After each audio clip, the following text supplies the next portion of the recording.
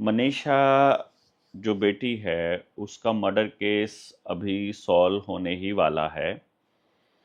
ऐसा प्रदेश को लग रहा है कि भाई अभी ये मर्डर केस सुलझ जाएगा, और क्योंकि सरकार लगभग सभी मांगे मानने के लिए तैयार हो गई है, तो इस केस में अब पूरे प्रदेश ही नहीं पूरे देश की भावनाएं जुड़ गई हैं, और सब लोग एक मत से यहाँ न्याय किए जाने की गुहार कर रहे हैं। और सबको ये उम्मीद है कि इसमें न्याय बहुत जल्दी मिलेगा।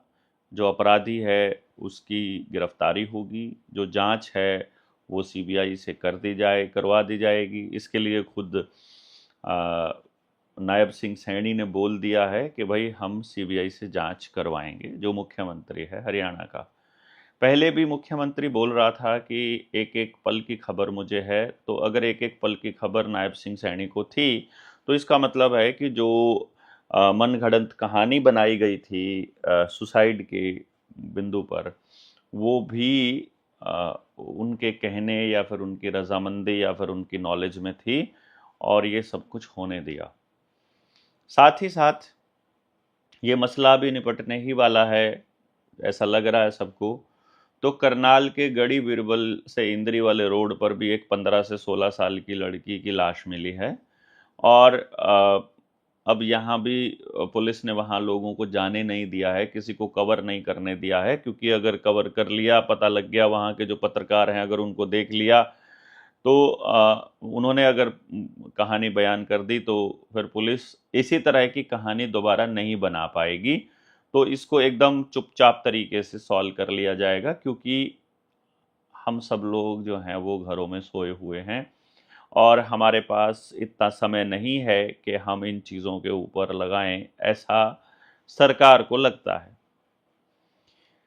अब ये एक इंसिडेंट हुआ, और ऐसे इंसिडेंट हर रोज़ हो रहे हैं। हज़ारों लड़कियां शहर में, मतलब गांव में, शहर से अपने घर से निकलती हैं और वापस नहीं पहुंचती हैं। कुछ लापता ही हो जाती हैं, कभी वापस ही नहीं आती, जिनकी कभी कोई खोज खबर नहीं मिलती।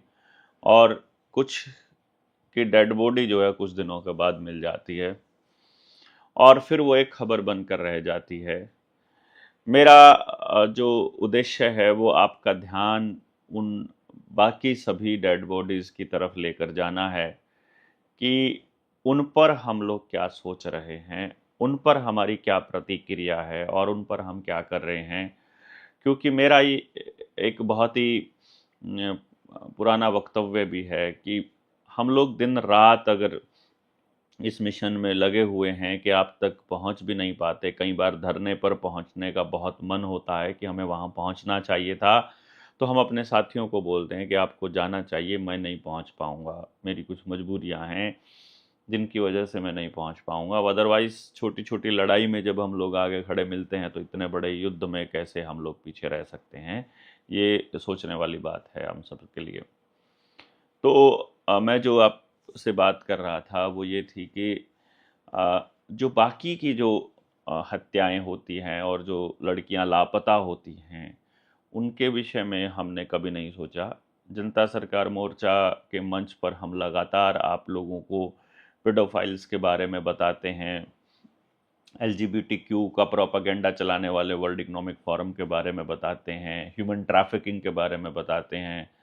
सरकारों और अमीरों का जो गिरोह है वो इन बच्चों की जो तस्करी है और उनके बारे में हम लोग बताते हैं, पूरा डिटेल में बताते हैं। कई बार हम लोग मंच से नहीं मतलब वीडियोस में नहीं बोल सकते, क्योंकि अ, उस सिस्टम के अंदर बैठे लोग अगर हमको ये कह दें कि तुम इसका सबूत दो, तो भैया जांच करने का जो ठेका है वो तो आपने पुलिस को दे रखा है, तो सबूत देने का हमको कैसे? हमें तो मालूम है, जैसे कोरोना की हकीकत मालूम थी और वैक्सीन की हकीकत पता थी, हमारे पास सबूत नहीं है आज भी, लेकिन आज गांव का, शहर का, देश का बच्चा बच्चा जान रहा है कि कोरोना की वैक्सीन से आपके घर में क्या क्या हो रहा है, किस किस को इसका फ़ायदा हुआ है और किस किस को नुकसान, सबको पता है।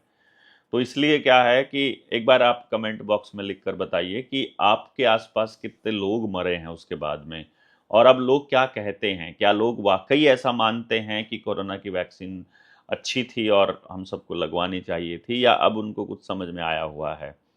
बताइएगा ज़रा, ये ज़रूर बताइएगा। तो मेरा ये मानना है कि क्या समाज को इस आंदोलन से सबक नहीं लेना चाहिए। इस आंदोलन की सबसे बड़ी खास बात क्या थी कि आम जन इसमें बढ़ चढ़कर हिस्सा ले रहा था, और वो खुद चाह रहा था कि न्याय हो यहाँ पर, और कोई पॉलिटिकल रंग नहीं दे पाए, मतलब कोई एंगल नहीं निकाल पाई सरकार, और इस आंदोलन को बदनाम नहीं कर पाई। इसका ये फायदा हुआ।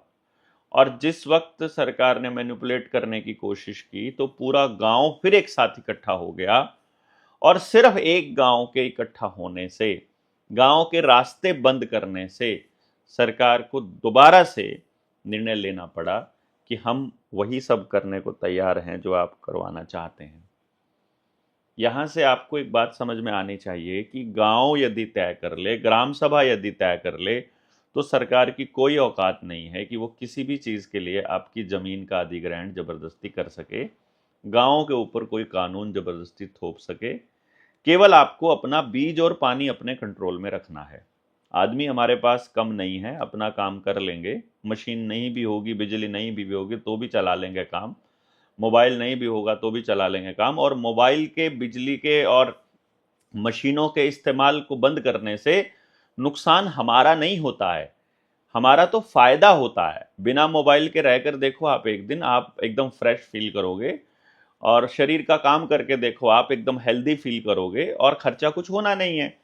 तो मैं ये कह रहा हूं, और जबकि इन कंपनियां जो ये पूरा षड्यंत्र चला रही है, उन्हीं कंपनियों का ये मोबाइल है, उनको हमारा डेटा नहीं मिलेगा, तो उल्टा नुकसान उनका है, हमारा नुकसान नहीं है इसके अंदर। इसलिए इस बात को बहुत अच्छे से समझना है हमको कि जब अगर ग्राम सभा ये तय कर ले और गांव अगर तय कर ले कि हमको हर मुद्दे के ऊपर न्याय चाहिए, तो क्या गांव में एक सारे जने मिल करके एक ऑफिस नहीं बना सकते गांव में कि ये गांव का ऑफिस है? वो पंचायत वाला ऑफिस नहीं, गांव का ऑफिस। देखो, पंचायत के ऊपर भरोसा नहीं कर सकते आप। आजकल तो सरपंच भी पॉलिटिकल पार्टियों के ही गुलाम हो जाते हैं, कभी ना कभी किसी न किसी पार्टी के गुलाम हो जाते हैं। तो हम कह रहे हैं गांव का अपना एक ऑफिस, गांव के लोग उसमें तय करें, सब लोग वहां अपनी अर्जी जमा कराएं। वो अर्जी फिर एक व्यक्ति जो है वो सब डिपार्टमेंट्स को भेजे, वो समझदार आदमी हो, और वो डिपार्टमेंट से जो जवाब आए वो सबको बताए। तो ये एक पॉसिबिलिटी है। और यदि न्याय होना बंद हो जाए तो उसके बाद गांव के दरवाजे बंद कर दो इन नेताओं के लिए और इन सरकारी कर्मचारियों के लिए। मतलब इतना फोर्स थी, इतनी फोर्स थी, बता रहे हैं कि पूरे हरियाणा की पुलिस जो है वो ढाणी लक्ष्मण की तरफ चली हुई थी, उसके बावजूद भी वो अंतिम संस्कार नहीं कर पाए, क्योंकि गांव जागा हुआ था, बोल रहा था, और पूरा का पूरा समाज खड़ा था। तो यहाँ से मैं एक बात कहने की कोशिश कर रहा हूँ कि आप सब लोगों को यदि उचित लगे तो हम लोग सभी के सभी लोग अपने अपने गांव के लिए इस दिशा में काम कर सकते हैं। और आईएमटी के लिए जो ज़मीन लेने की ज़बरदस्ती सरकार कर रही है, इसको रोका जा सकता है इसी तरह से कि जब गांव सरकार से पैसा लेना बंद कर दे, उनसे अनुदान लेना बंद कर दे, उनसे ग्रांट लेना बंद कर दे, और अपनी बिजली बना सके तो ठीक, नहीं बना सके तो बिना बिजली कैसे गुजारा करना है इसके ऊपर चर्चा करने लग जाए। भाई, आज चर्चा शुरू करेंगे तो अमली जामा पहनाने में साल 2 साल तो लगेंगे ही, और हमारे पास ज़्यादा समय नहीं है, क्योंकि 2026 में नरेंद्र मोदी को गद्दी से हटाना है डीप स्टेट ने, और उससे पहले पहले दंगे करवाने हैं। तो देश में दंगे करवाने की योजना चल रही है, और आप लोगों को ये बात सबको बतानी है कि ये लोग दंगे करवाने के लिए मतलब कभी जातिगत दंगा या फिर सांप्रदायिक दंगा, ये कोई ना कोई प्रोपेगेंडा रचेंगे। तो हमको मीडिया को मतलब बहुत अच्छे से वॉच करना है और उसकी प्रोपेगेंडा को बताना है। उससे पहले हो सकता है कि सरकार की पोल खोलने वाले सारे यूट्यूब चैनल्स भी बंद हो जाएं। तो तो ये सब बंद होने से पहले इन यूट्यूब चैनल्स का सहारा लेके, फेसबुक का सहारा लेके, कि फेसबुक और यूट्यूब अगर अगले साल तक बंद होने की प्लान कर रहे हों, तो हम लोग भी उनके बिना कैसे गुजारा करना है उसका प्लान कर लें। यही एकमात्र रास्ता है इस प्रोपेगेंडा से, इस गैंग से बचने का, वरना ये लोग हमको रगड़ने की पूरी तैयारी करके बैठे हुए हैं।